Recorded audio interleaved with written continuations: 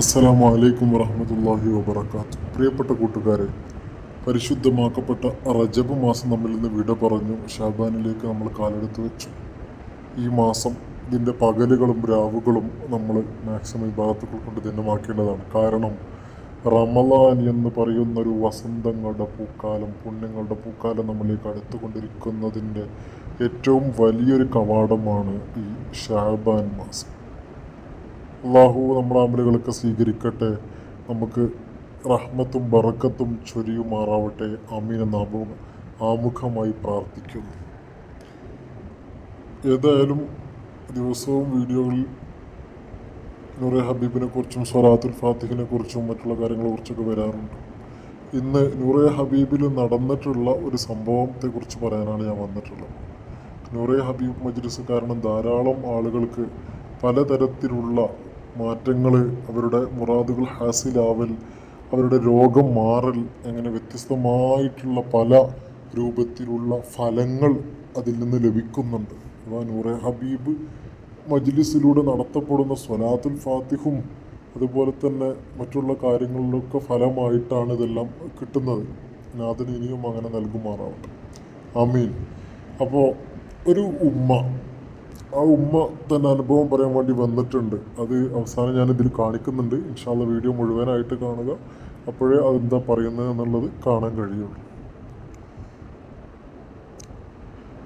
എല്ലാവരും വിവാഹിതരായിട്ടുള്ള ഏതൊരു ഫാമിലിയുടെയും ഏതൊരു ഉപ്പ ഉമ്മയുടെയും ഭാര്യ ഭർത്താക്കന്മാരുടെയും ആഗ്രഹം ഉമ്മയാവുക അല്ലെങ്കിൽ ഉപ്പയാവുക, അഥവാ നമുക്കൊരു കുട്ടി വേണമെന്നുള്ള ചിന്തയായിരിക്കും മാക്സിമം ആളുകൾക്കും ഉണ്ടാവുക. അപ്പോൾ അങ്ങനെ ആറ്റുനോറ്റ് കാര്യങ്ങൾ കാത്തിരുന്ന അവസാനം ഒരു കുട്ടി അഥവാ പ്രഗ്നൻ്റായ സമയത്ത് ഡോക്ടർമാരെ കാണിക്കും. പണ്ടൊക്കെ എപ്പോഴേലും കാണിക്കാറുള്ളായിരുന്നു. ഇപ്പോൾ അങ്ങനെയല്ല. ഇപ്പോൾ ഓരോ ആഴ്ചയിലും ഓരോ 2 ആഴ്ച കൂടുമ്പോഴൊക്കെ ഡോക്ടറെ കാണിക്കുന്നൊരു കാലമാണ്. അപ്പോൾ ഡോക്ടറെ കാണിച്ചു, കുഴപ്പമൊന്നുമില്ല. അങ്ങനെ 3 മാസം ആയ സമയത്ത് ഡോക്ടറെ കാണിച്ചപ്പോൾ സ്കാൻ ചെയ്തപ്പോൾ ഡോക്ടർ കുറേ കാര്യങ്ങൾ പറഞ്ഞു. നിങ്ങൾ ഏറ്റവും നല്ലത് ഈ കുട്ടീനെ ഇപ്പം തന്നെ ഒഴിവാക്കുന്നതാണ്. ഇത് ജനിച്ചു കഴിഞ്ഞാൽ കുട്ടിക്ക് ധാരാളം വൈകല്യങ്ങളും മറ്റു പ്രശ്നങ്ങളൊക്കെ ഉണ്ടാകും.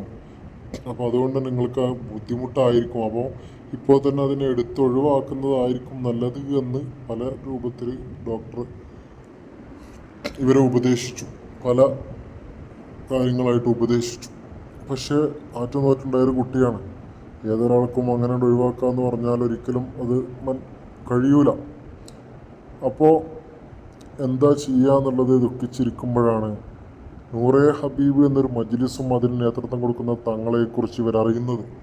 അങ്ങനെ ഇവർ വരികയും കാണുകയും ചെയ്തപ്പോൾ തങ്ങൾ പറഞ്ഞു, നിങ്ങൾ പേടിക്കണ്ട, കുട്ടീനെ എടുത്ത് കളയൊന്നും വേണ്ട, ഒരു കുഴപ്പമുണ്ടാവില്ല കുട്ടിക്ക്, കുട്ടി ജനിക്കട്ടെ, ആൺകുട്ടി ആയിരിക്കുമെന്ന് പറഞ്ഞു.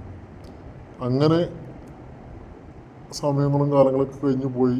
കുട്ടിയെ ഒഴിവാക്കുകയൊന്നും ചെയ്യാതെ എന്തായി, അങ്ങനെ 9 മാസം കഴിഞ്ഞ് അവസാനം പ്രസവിച്ചു.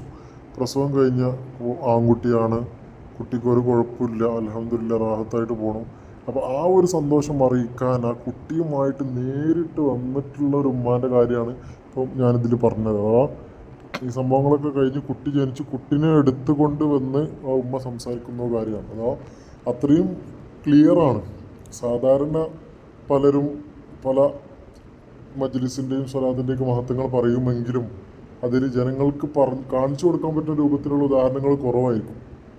എല്ലാ മജ്ലിസുകളിലും ഫലങ്ങളും റിസൾട്ടുകളൊക്കെ വരുന്നുണ്ട് പഠിച്ചവൻ്റെ അനുഗ്രഹം കൊണ്ട്. പക്ഷേ ആരും നമ്മൾ തള്ളി പറയുന്നില്ല. പക്ഷെ നോർമലി അത് നേരിട്ട് ഒരാൾ തന്നെ നേരിട്ട് വന്നു പറഞ്ഞ് ഇങ്ങനെയൊക്കെ ഉണ്ടായിരുന്നത് ഇപ്പോൾ അങ്ങനെയൊക്കെ ആയി എന്ന് പറയുന്നത് കൂടുതൽ നൂറെ ഹബീബിലാണ് കാണുന്നത്.